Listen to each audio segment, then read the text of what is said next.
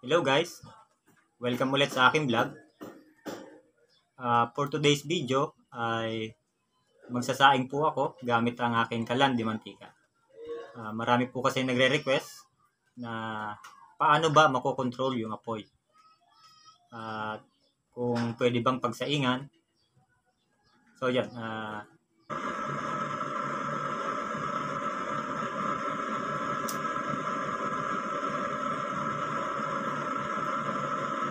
bago ko simulan, shoutout nga pala kay Mary Jane Casillan at sa kanyang dalawang anak na si Benis at si Venus. Nagmula po sila sa Pangasinan. Maraming salamat po sa pag-order at God bless po sa inyo at sa inyong pong pamilya. At maraming salamat po sa tiwala. Ayan, simulan na po natin. Pagkatapos po nating malagyan ng mantika ang ating oil tank, ang una po nating gawin ay pihitin itong oil control valve at tansyahin natin na tumulo yung oil na isang patak kada segundo. Ayan, tamang-tama lang po yan para po sa ating pagpipreheat. At ang gagamitin kong pang-preheat po ay yung karton at tissue kasi naubusan po ako ng aking pinagpigaan ng nyog. Kaya tissue muna tsaka karton ang aking gagamitin. So yan, yan medyo basa na po yung ilalim. Ilalagay ko po itong tissue. Mga 2 pirasong tissue po. Yan, ganyan lang po muna.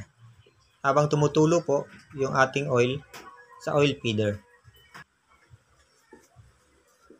At naglagay din po ako ng isang tissue pa sa ibabaw para dun po tayo magsindi. Sisindihan ko na po. Yan. Pagkatapos po natin masindihan, pwede po natin tong isiksik sa ilalim. Yan, ganyan.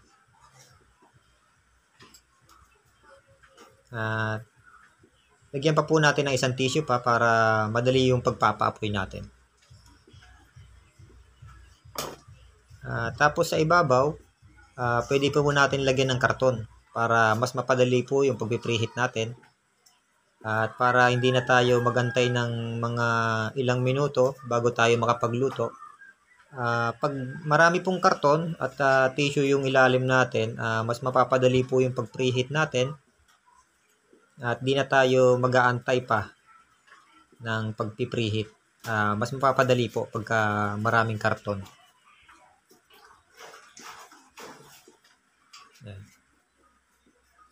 Siksikin lang po natin hanggang sa mapuno. Wag naman yung masyadong siksik na siksik para makabuelo rin po yung apoy. Yun, mapapansin nyo po medyo mausok kasi sinusunog niya po yung karton. Lalagay ko po itong takip para pag binuksan natin yung blower, hindi lilipa rin yung karton. Iseset ko po itong air controller sa pinakamahina. Ayan. Konting pihit lang po.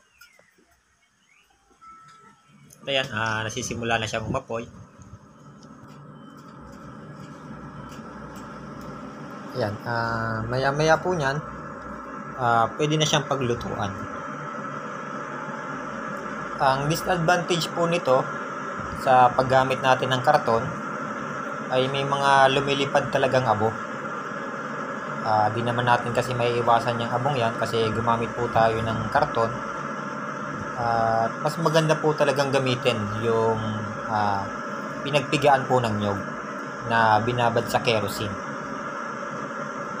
May tutorial video din po ako dun sa paggawa natin ng pang fire start kung saan yung pinagpigaan po ng nyog ay binilad po natin at binabad sa kerosene. Search nyo lang po sa aking YouTube channel. Yan, na-preheat na po ito at pwede na natin isalang ang ating isasaing. O yun, ganun lang po kadali. At pwede na po siyang paglutuan. Pag napansin po natin humina yung apoy, ang ibig sabihin po nun ay naubos na po yung pondong oil doon sa ating pag-preheat. Kaya ang kinukonsumo niya na lang po ay yung 1 drops per seconds na nanggagaling po dito sa ating valve. Kaya ang gagawin po natin, palalaksan po natin ng konti para lumakas din po yung apoy. Yan. Hindi po kaagad lalakas ang apoy dahil magpo-flow pa po siya bago pumunta sa ating combustion chamber. Mag-aantay po tayo ng mga ilang segundo bago siya lumakas. Ganun po nakokontrol ang ating apoy. Hindi siya agad-agad lalakas. Mag-aantay ka po ng mga ilang segundo bago siya lumakas. Ayan, unti-unti na po siyang lumalakas. Doon po nakokontrol ang ating apoy base po sa pagtulo o yung oil drops niya po. Doon po tayo nagbabase sa lakas ng apoy. At yung ating hangin na binibigay ng blower, yun po yung nagpapawala ng usok, yung maitim na usok sa ating apoy. At the same time, yun po yung nagpapatuloy-tuloy ng apoy. Nakakatulong po yun para hindi mangitim yung ating ilalim ng kaldero. Ganun lang po kadaling gamitin itong ating kalan. Napakasimple lang at napakatipid. Ganyan lang po. Yung ganyang tulo, ganun po kalakas yung apoy. Aantayin na lang po natin kumulo. At pagkulo, ipapakita ko po sa inyo yung aking ginagawa para po hindi masunog yung ating kanin pagka magsasaing po tayo.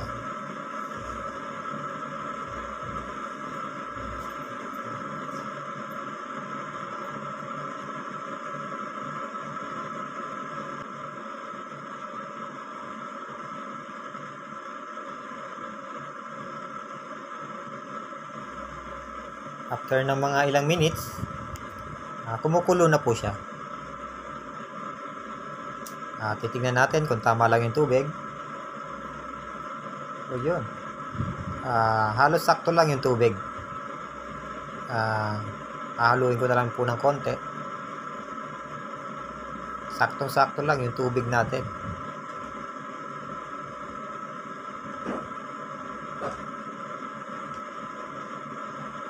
Napakaganda pong gamitin itong ating kalan. Napakatipid po.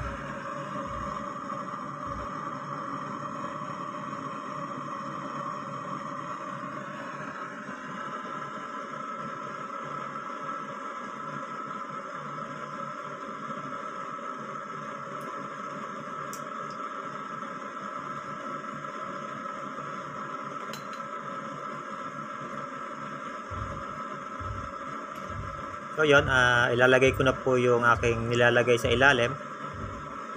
Papakita ko po sa inyo. Ito po yung yero na pinagsasapi natin sa ilalim para makontrol po yung init at hindi masunog yung ating sinasaing. Ayan, yero po yan na manipis.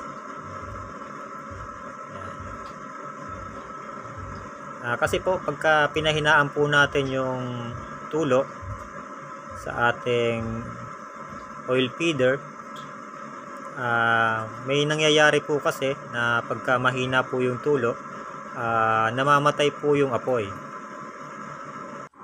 Yan, after ng mga ilang minutes, yan, ito na po yung ating finished product. Yan, parang niluto sa rice cooker. Tamang-tama lang po ang pagkakaluto. Habang pinapaluto po natin yung ating sinaing, Hindi ko na po binawasan yung pagtulo niya. Naka-maintain po yung 2 drops per seconds na tulo ng oil. Ganyan lang po. Kasi po pagka binawasan po natin yung pagtulo ng oil, may possibility na mamatay yung apoy. Kaya tamang-tama lang po yung 2 drops per second. At yan, mapapansin nyo po, wala siyang uling. May uling man siya, konti lang. Ganun po kagandang gamitin itong ating kalan.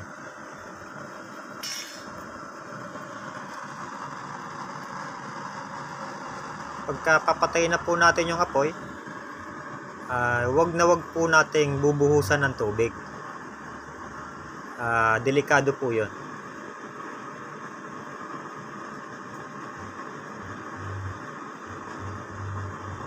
Ang gagawin po natin, i-off ang valve at wag po nating i-off yung blower para hindi maging mausok. At hayaan lang po nating may apoy at maya maya mawawala po yan. Unti-unti po yan mawawala at unti-unti rin po yan hihina. Wag na wag po nating lagyan ng tubig kung sakaling gustong patayin ang apoy. Yan, humihina na po siya.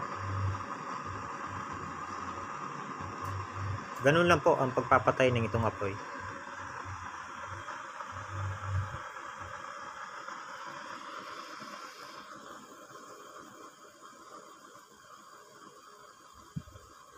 So yun, unti-unti na pong humina yung apoy.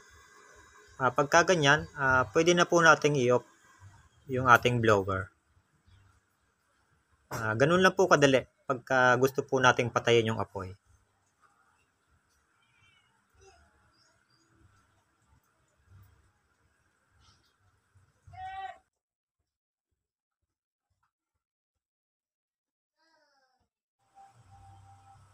Yun lang po at maraming salamat sa panonood. God bless po sa ating lahat.